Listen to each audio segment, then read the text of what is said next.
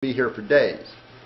But Borden's notes on this particular wall describe it as being 75 feet tall. That's pretty impressive. This wall, for most of its length, is 10, 12, 15 feet tall. Difficult to tell because the soil had built up around it by 1869, 1870 when it was surveyed.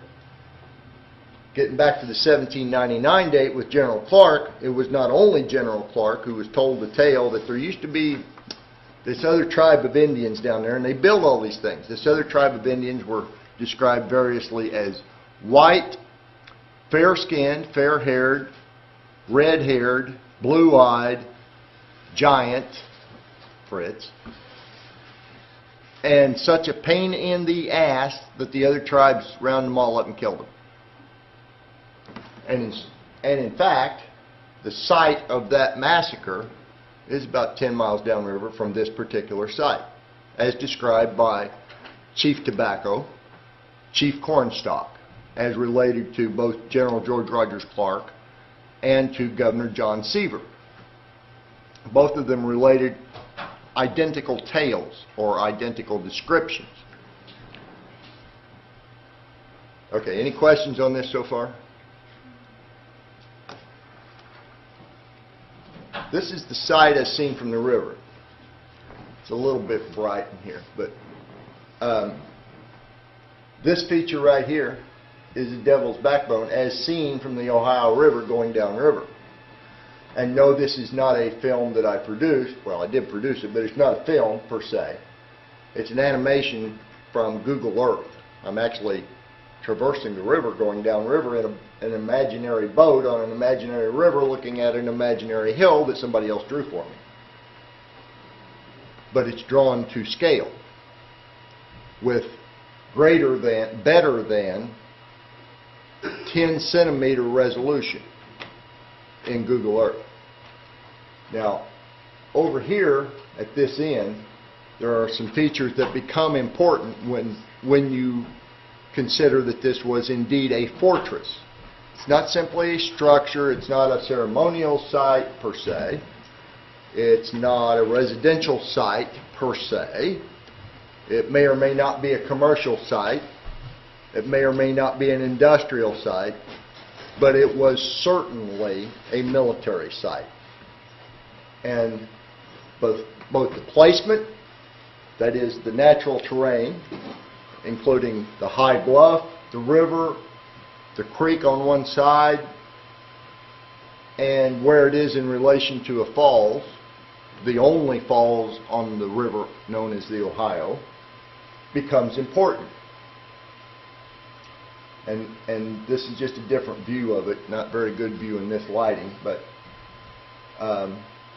this is one end of the wall that Borden surveyed, and the other marker is the other end of the wall. We're going to swing around here in a minute and get it from a different angle. And there's the bluff that overlooks the river itself. Getting it from different views so that you can kind of get a feel of, you know, when you look at it on a map, it's a flat piece of paper with a bunch of marks on it. When you look at it this way, you can almost get a feel of the terrain.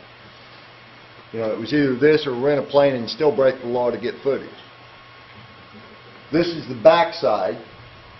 This is, right here is where the 75-foot tall wall would have been. Yes, 75 feet tall of dressed stone. Looking, that one was a little too fast, but looking down that bluff, you can see that it's very steep. Backside, equally steep.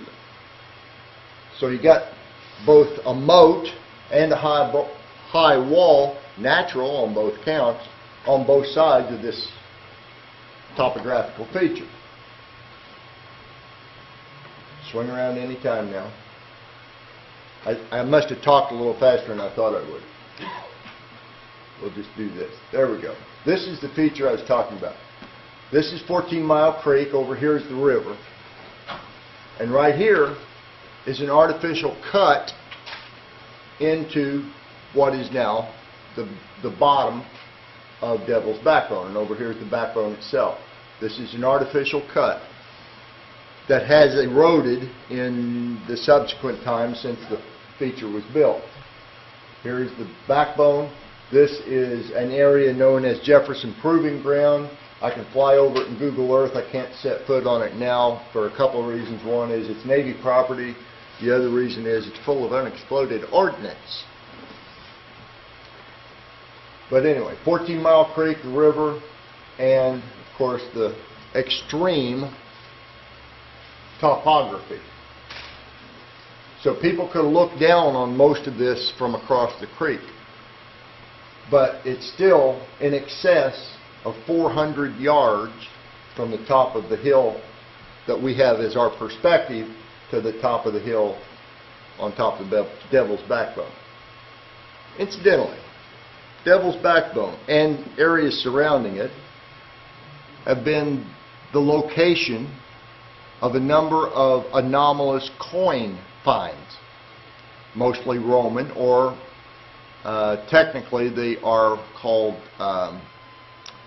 provincial Roman coins, meaning they were minted under Roman rule but not in Rome itself. They would have been minted in a province of Rome, some territorial capital. 52 of them in a single cache was found in 1964 in Clarksville, Indiana, while they were building a bridge across the Ohio for Interstate 64. Up here, just past this feature known as the Devil's Backbone, on the next little ridge, about 2 years ago, a gentleman found 11 more, spanning a period, because they are dated, and the 9 of the 11 coins spanned only 6 years. The other 3 were outliers of about another 9 years. I'm not sure I got that math right, but you get the idea. And this, once it starts, is a scale model reproduction of the wall itself at Devil's Backbone. Now, I did this in a tool that's made for Google Earth. And remember, it's 10 centimeter resolution on the topography, but it is extremely accurate when you're building a 3D model to set down in that topography. So we have a 6 foot tall human, a 12 foot tall wall as the scale. But what becomes apparent is that's not much compared to the actual length and scope of this overall facility. And this is all dressed stone. This isn't a bunch of raw rocks stacked up. These are shaped and dressed stone to a scale where you can't even see the person anymore. And it's all gone. There's not a single stone in place today. In 1869, it looked like that. There's nothing there today. This is a completely different site, on a completely different river, which happens to be the major tributary to the Ohio River. The site is called Merom Bluff at Merom, Indiana, and the river is the Wabash. And this site, this survey map, was prepared by a gentleman by the name of Eli Lilly and his associates. Now, this is not the Eli Lilly that started Eli Lilly Pharmaceuticals. No, this is the grandson of the Eli Lilly that started Eli Lilly Pharmaceuticals. That would be Colonel Eli Lilly. Grandson got bored with the pharmaceutical industry and said, I think I'll go be an amateur archaeologist.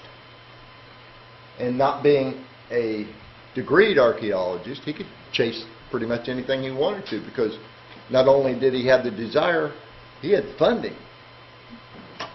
So he went to Merom, among many other places. And he surveyed the site, and he found, Frank, he found 3 pyramidal structures and a 3-sided stone fort.